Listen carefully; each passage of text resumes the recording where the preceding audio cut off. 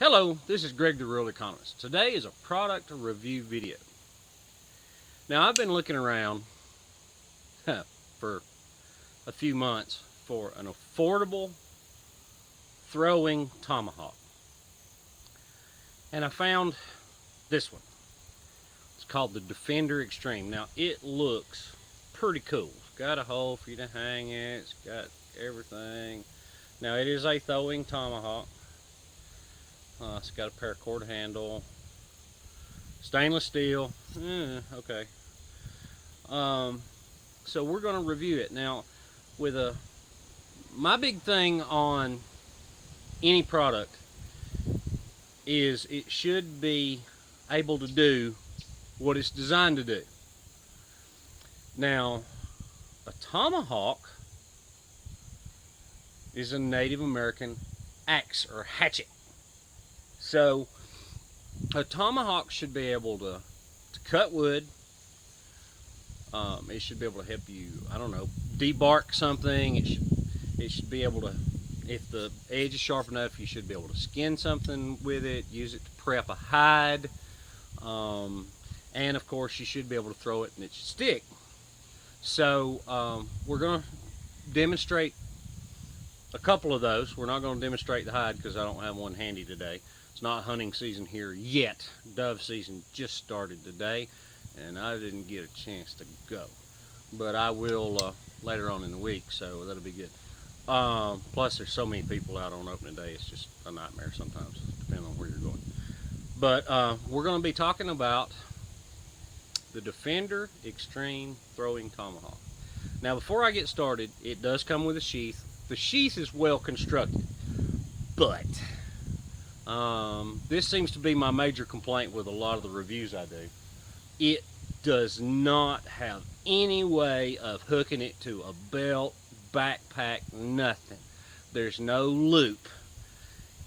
If you're designing something, most of us want a way to attach it to our gear.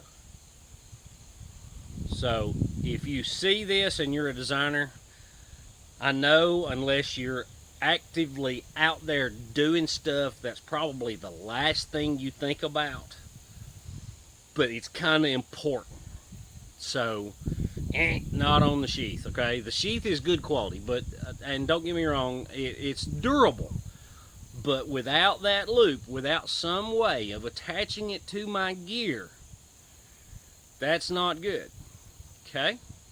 All right, so let's go on to the next part. All right, now it came with a good edge. I'm actually pretty pleased with the edge that it came with.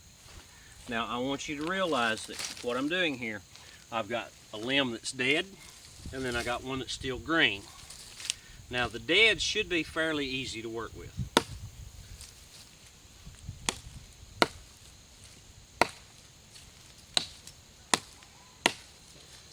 Now if you've never chopped with an axe, you'll notice that I'm going at different angles for each swing, and it's creating those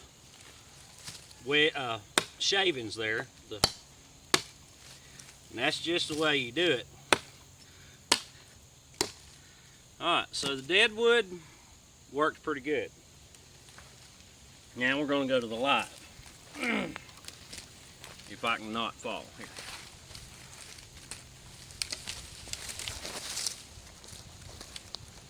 Make sure we're in the shot good, good. Alright, as you can see, this is an oak. Got the acorns and everything. There's a little bit of everything. For limbing, cutting off small limbs, can't complain at all. Especially if you got a good angle on it.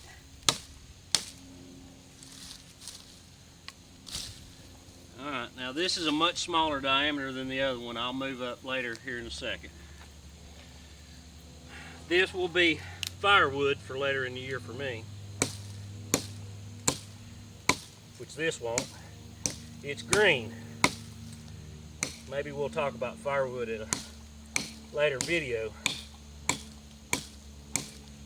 Alright, now even there, which you can't see that, I'm gonna come in here.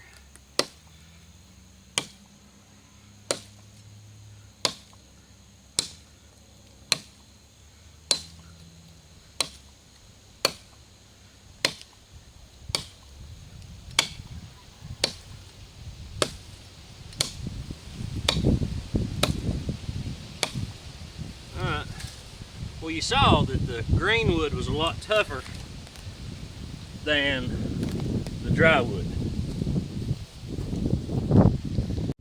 Alright, so verdict on wood chopping. Dry wood, give it 4 acorns. Woohoo! Chopping an oak, acorns, got it? Alright. Green wood, a 3. Okay, will it do the job? Yes, it will do the job. Will you wear yourself out? Yes, you will wear yourself out. If you do it a lot, will you look like Arnold Schwarzenegger? Whoa. Yeah, probably. Either Pee Wee Herman. It depends. So now we're going to move to the throwing of it. Alright, so now we're here. We're going to throw it and see if it'll stick. Now, like I pointed out earlier, you got this nice long edge here, which is fairly sharp. I hadn't even sharpened it yet, so it didn't come with any bad burrs or anything like that. So that was a good thing. You got an edge here, got a little pointy there, and then you got just enough of an edge back here. It's not sharp, but it'll stick. So I struck out. It hit, but it didn't stick. All right, we'll try it again. Struck out again. 3 times. That one was my fault. It was bad aim.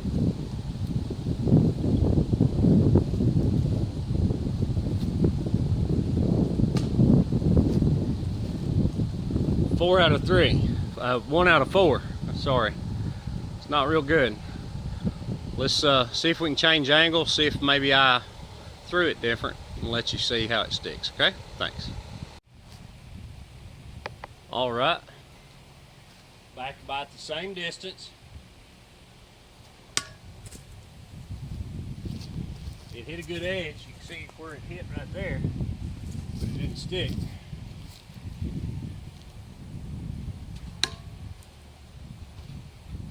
Okay, there you go.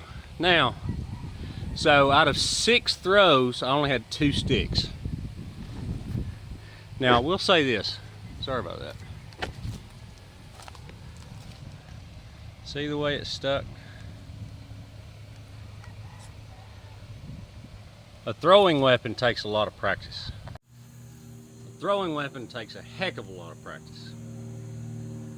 So, when you're learning a throwing weapon, you got to learn your distances, your rotations, and you got to get consistent with it.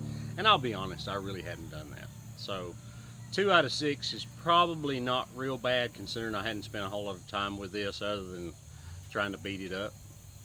Now, durability, it is fairly durable. And it looks cool. But this is one of those situations you're probably better off to spend a little bit more money, get something that's a little bit better metal, get something that's a little bit better design, and then spend a heck of a lot of time with it to learn to throw it if you're going to throw it. If you're going to be using it as a survival tool and you are very limited on funds, not a bad buy. Not at all. But this should not be your end all. This can be a temporary, give it to a kid or a cousin or somebody that's responsible now. I don't want anybody going, he said give an edge weapon to a kid. That's a whole nother topic. But I mean, it's a good starter. But if you're advanced at all, you're not going to want it. This is Greg the Rural Economist. Hope you enjoyed this. I hope you learned a little bit from it. And step by step, we're bringing rural back. See you next time. Bye.